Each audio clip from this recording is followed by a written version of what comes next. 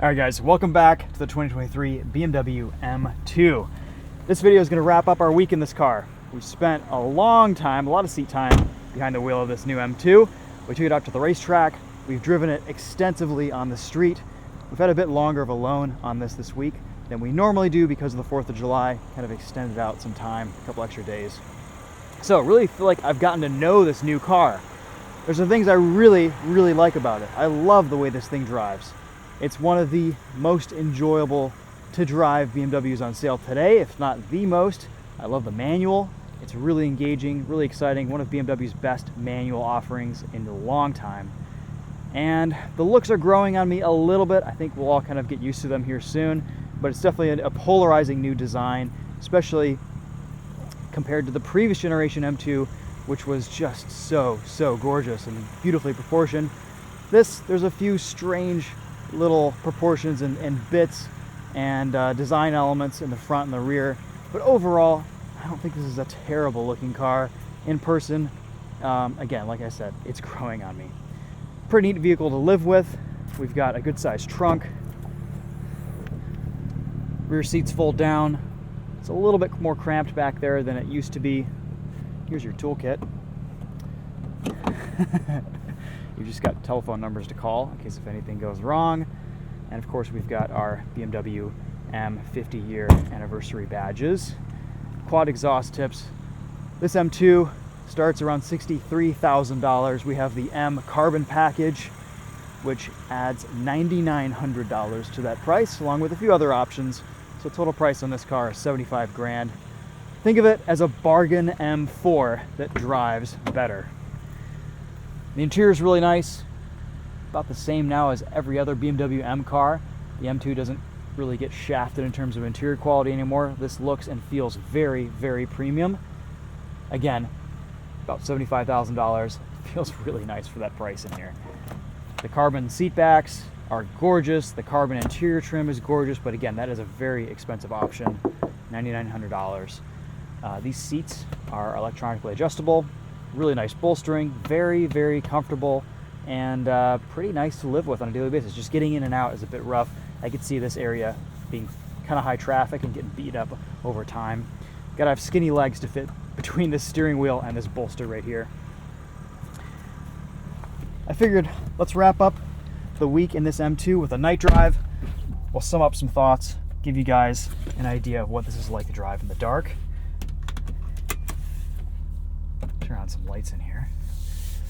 We've done a full review on this car, giving you guys some first impressions. We've taken it out to the track, and yeah, I've pretty much said everything I wanted to say on this. I wanted to show you guys the ambient lighting. So I believe you only get a few different options for color, but if you go into all of your settings, interior lighting, ambient lighting, you've got a handful of options there that will serve you pretty well. I actually really like this blue. iDrive 8, it's okay, it works. I really like BMW's voice activation. You can control a lot of functions in this screen using that. And of course, up top, you can set a number of different favorites or shortcuts. I have my lane departure warning as a shortcut because that always defaults to on whenever you start up the vehicle. There's a ton of adjustment here with drive modes. We have M1 and M2. We can customize all of that if we want to. So M1, I have everything mostly in comfort, except for engine is in Sport Plus. M2 ramps things up. It puts us into M dynamic mode and puts chassis in Sport Plus, engine in Sport, brake in Sport. Let's actually switch chassis to Sport there.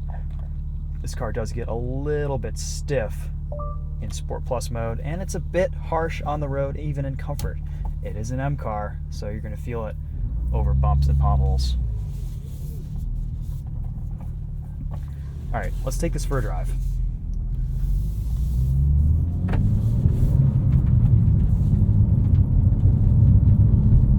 Like I said initially, I love the manual driving experience in this M2. It's kind of a brute to hustle around, or even to just drive casually. You have to be deliberate with your inputs. Getting a smooth start out of this is tricky.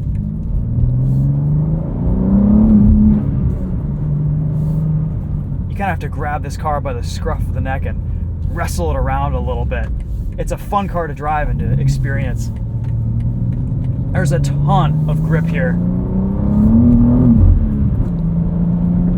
I think the S58 sounds fantastic. It's not shrill or as high pitched as it is in some other cars. BMW really did an amazing job with the exhaust here. Things are warmed up. Let's do a little pull here onto the highway.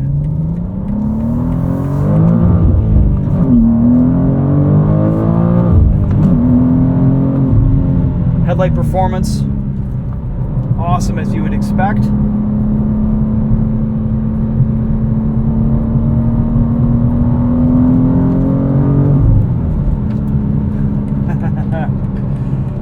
Giving us a good view around the corner at night here as they rotate. And once you get this on the highway, everything settles down. You can even turn off the M sound control, which makes this super quiet. We have good ergonomics here for cruise control on the steering wheel. We can easily set a speed limiter, change your cruise control settings. You can spec this with adaptive cruise, but this car isn't equipped with it. And it's a pretty comfortable cruiser. It gets decent fuel economy too on the highway. A few shakes and rattles in here. We've got a bit of a dashboard rattle. The seat kind of squeaks around a little bit. But overall, this car feels really well buttoned together, and the build quality feels fantastic. This is about 5,000 hard press car miles on it, and everything feels really, really tight.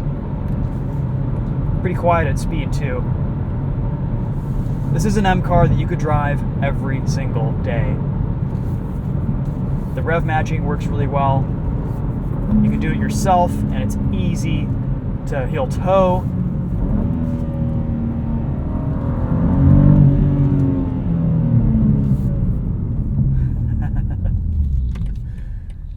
I think the thing that's impressed me the most about this new M2 is just how much fun it is to daily drive and get into on a regular basis. This is a car that enhances every driving experience. It's a weapon on the track and a pretty good street car. It kind of does it all. Not a lot of feedback, not a lot of feel. Steering's pretty numb. Shifter's kind of numb. Brakes are numb. Clutch pedal's kind of numb, but it all works. At least to give you a satisfying driving experience. Love the responsiveness from this S58. It sounds fantastic. I don't know, you just kind of settle into a rhythm with this car, and it's been really, really nice to experience for a week. It makes me want to consider an M car someday. This is probably one of BMW's last manual transmissions, sadly. If you want to go for outright speed and performance, the 8-speed auto can't be beat, but this manual is a lot of fun, and if you want that manual driving experience, I would highly, highly recommend it.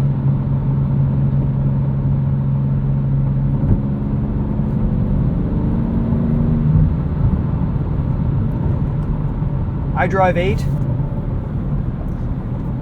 It's livable. You kind of learn your way around this system after spending some time with it. I do wish there were more physical buttons and controls for climate, for heated seats, for things that you're going to be using on a regular basis. But it works. Just, it's a bit more frustrating to use and a bit more tedious to use than I would like. Otherwise, the tech, the displays, everything in here looks beautiful. It's a much more modern interior.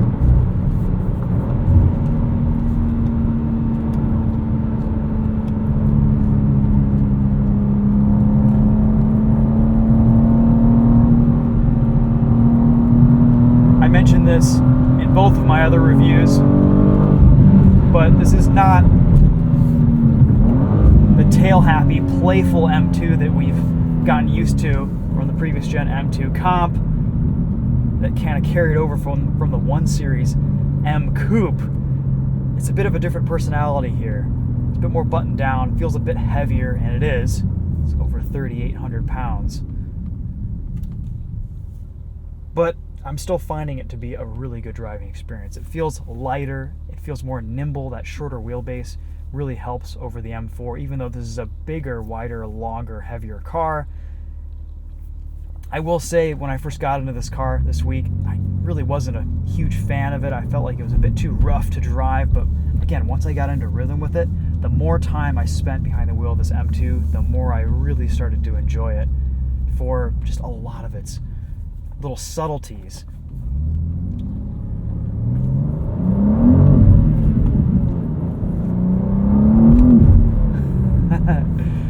The performance here is another level. I love the lowdown torque on track. It felt properly fast, whereas the M4 base felt a little bit underpowered. So in some ways, or actually in a lot of ways, I prefer driving this to the M4, and you can save quite a bit of money. You don't need that extra space. The big compromise here, not a lot of room in the back seats, but for kids, for the occasional short trip with an adult, it works in a pinch. But again, not a practical proposition for families, etc. But if this is the fun car, the weekend car, the track car, it'll serve you just fine, and the driving experience is just awesome here. I think as far as looks go, depends on color. A lot of people seem to love this, I think it's Zandvoort blue. Now, I'm not a huge fan, but again, beauty's in the eye of the beholder, and I think a lot of people are really into the looks of this new M2, and some people, it's controversial, like a lot of new BMW designs. I will hand it to BMW, at least they're trying something different, and maybe all of their interiors look about the same, but their exterior designs, they're switching it up, having a bit of fun, and at least trying to kind of experiment with some different design language.